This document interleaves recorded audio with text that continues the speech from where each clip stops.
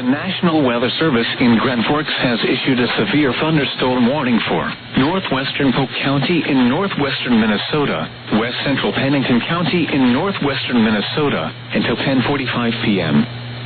At 9:38 p.m., a severe thunderstorm was located over Chirac, or 13 miles northeast of Grand Forks, moving southeast at 15 miles per hour. Hazard, ping-pong ball-size hail and 60 miles per hour wind gusts.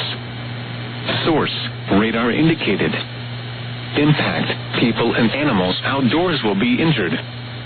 Expect hail damage to roofs, siding, windows, and vehicles. Expect wind damage to roofs, siding, and trees. Locations impacted include Euclid, Angus, Tabor, Key West, and Chirac.